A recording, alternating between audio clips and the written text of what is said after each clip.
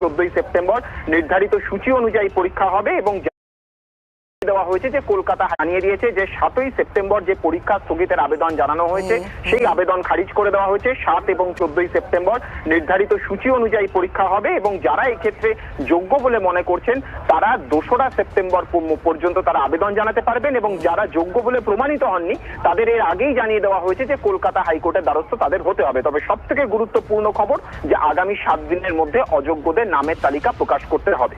একেবারে জ্যোতির্ময়, এই মুহূর্তের সবথেকে বড় আপডেট, 7 দিনের মধ্যে অযোগ্যদের তালিকা প্রকাশ করতে হবে। এসএসসি মামলায় বড় নির্দেশ সুপ্রিম কোর্টের, রাজ্য এবং কমিশনকে তুলে ধরা সর্বোচ্চ আদালতের। কেন অযোগ্যদের তালিকা প্রকাশ করা হয়নি প্রশ্ন বিচারপতির। অযোগ্যদের জন্য কেন হাইকোর্টে গিয়েছিলেন?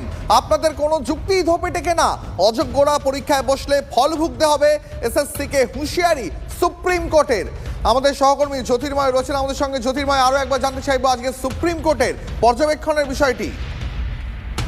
সুপ্রিম কোর্ট আজকে যে বিষয়টি স্পষ্ট করে দিয়েছে যে যতক্ষণ পর্যন্ত না যোগ্য অযোগ্যর তালিকা নিশ্চিত হচ্ছে বা ছবিটা স্পষ্ট হচ্ছে সেক্ষেত্রে অযোগ্যরা তারাও পরীক্ষায় বসতে পারে। আর সেই কারণেই কিন্তু কার্যত কড়া হুঁশিয়ারি দেওয়া হয়েছে।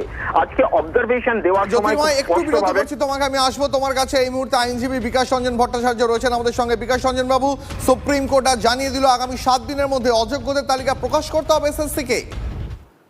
দেখুন, এই কথা তো বহুদিন আগেই বলেছেন সুপ্রিম কোর্ট। যেদিনকে কলকাতা হাইকোর্টের রায়কে মান্যতা দিয়ে বলেছেন যে সব বাতিল, তখনই বলেছিলেন যে অযোগ্যদের তালিকা, অযোগ্য নয়, যারা সরাসরি দুর্নীতিগ্রস্ত তাদের তালিকা প্রকাশ করো।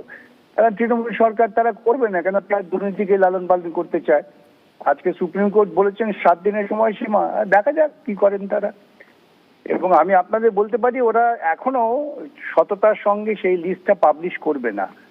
কেন ওরা জানেন এই যাদের থেকে টাকা নিয়েছেন তাদের নাম যদি বেরিয়ে যায় তখন তো ওদের পক্ষে আরো বিপদ। সুতরাং ওরা কোনো কাজটাই সততার সঙ্গে করবে না, এই নিয়ে কোনো সন্দেহের কারণ নেই। ধন্যবাদ।